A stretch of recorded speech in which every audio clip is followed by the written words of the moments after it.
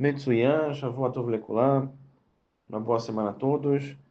Esse shiur se refere a um sium das Mishnayot Peah, Halá, Negaim e a Parashá Shavua do Sefer Hazoah Balak. E que seja para Aleluia Shmat de Efrai Ben Tzvi e Moshe Ben Bela.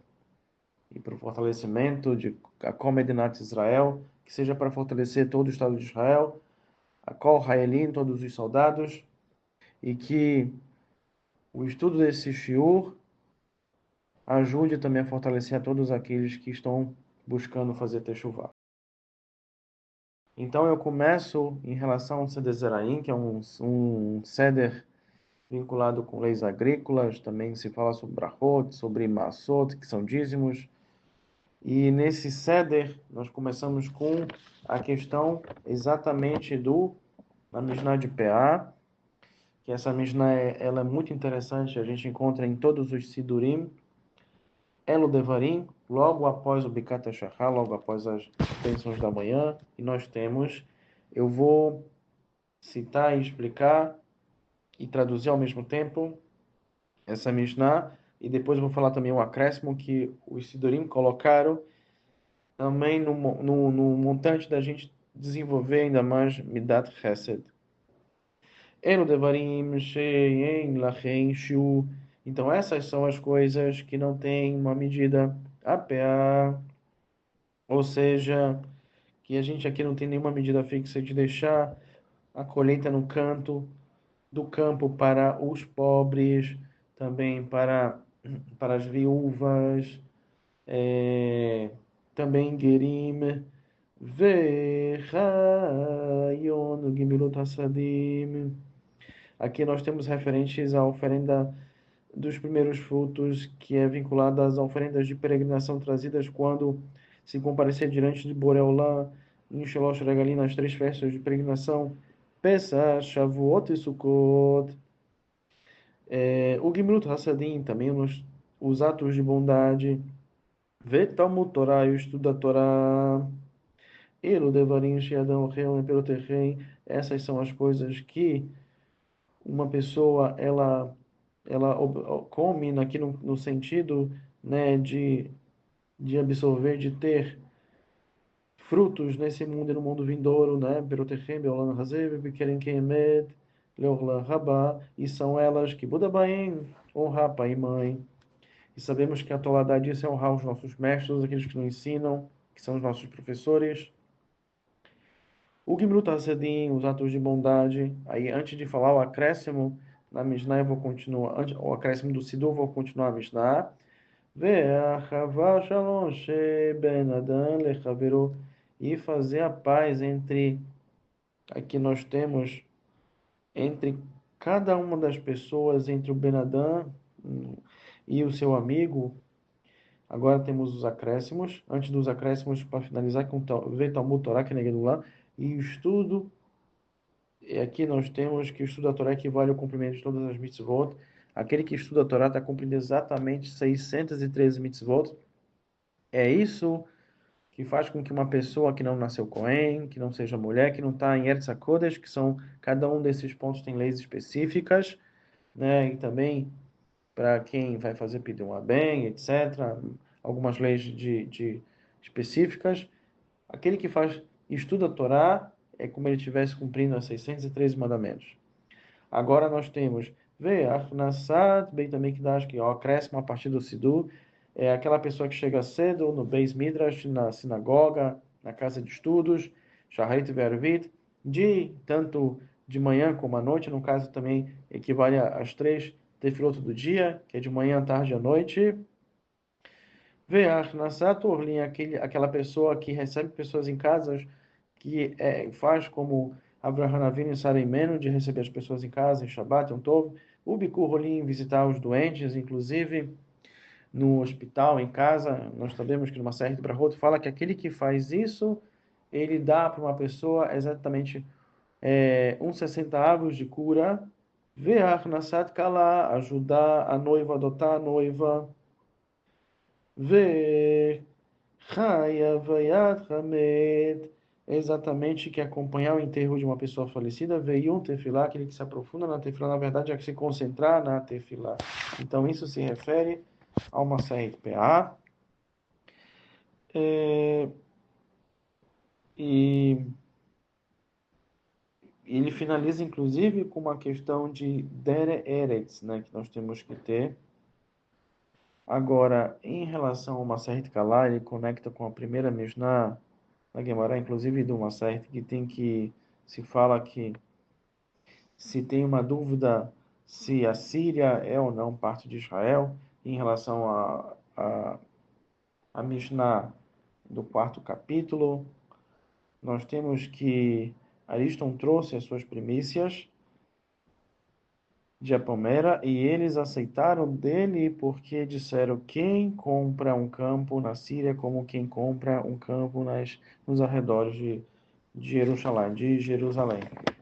Então, nesse Maseret Halá, que pertence também ao Seder Zeraim, se discute sobre as leis da massa da Halá, a quantidade. Nós sabemos hoje que a Halemacê, que a gente tem que ter uma quantidade X para poder fazer a Frachat Halá, inclusive com Brahá tem uma quantidade que faz só a Frachat Halá, outra faz a Frachat Halá com Brahá, que essa é uma das 3 mitzvot vinculadas a Isha, a mulher. As outras duas são Nehadlik Nerot, ou seja, acender as velas, e também Nidar, cuidar da Taharat Mishpahá, a lei de pureza. E na Halá, interessante que nós temos no Yerushalmi, o Maseret Halá. Entretanto, ele é praticamente constituído somente de Mishnayot e algumas explicações, mas não chega a ter um Hadran lá, mas tem exatamente Hafhet da PIN, são 28 páginas, e temos consciência que os 5 cereais, né, os 5 tipos de elementos que se pode constituir uma halá: trigo, né, cevada, espelta, aveia e centeio. Que inclusive, olha que interessante, também são os 5 elementos que se pode fazer matzota, matzah. E assim consta, inclusive, nas Mishnayot de Halá, de acordo com Bartenura, que se alguém come um kazait em peça de Hametz, ele ele está passível de careta, ele está raiável de careta, ele está careta, que é algo que se retirar do homem Israel, né, se romper, e se traduz também como excomungado. Isso é uma proibição muito forte, por isso a gente tem que tomar cuidado em relação a Pessah. E esse ano, logo depois de Purim, está chegando. Então, da mesma forma, se alguém em Pessah come um kazait de matzot, com um desses elementos, trigo, cevada, espelta, aveia e centeio, também sai de Rová. Muito bom. Agora, em relação à Mishnah final desse C1, nós temos a Mishnah de Negaim, que é do Seder de Taharot, que é de pureza. É um Seder muito interessante e ele se refere à Parashá de Tazria Metzorah. Nessa Parashá a gente encontra as alahot em relação à pureza e impureza de uma pessoa que recebe a Tazra, um tipo de Metzorah, um tipo de proibição a partir de a partir de uma doença espiritual que é vinculada com a Lashon Hara. Então, nós temos que encontrar então essa doença espiritual e qual é o sentido físico e o sentido do Mussar. O sentido físico, assim traz, que quando a Israel estava saindo do Egito, eles precisavam sair, tinha essa questão de Tazria, Metzorai, tinha isso, essa questão. Quando eles foram olhar nas casas, eles foram raspar a casa para poder purificar a casa, eles encontraram joias, dinheiro, tesouros que eram ouro, etc. Então isso significa que às vezes algo ruim vem na nossa vida para que a gente possa receber uma recompensa. Assim o Boreolão faz.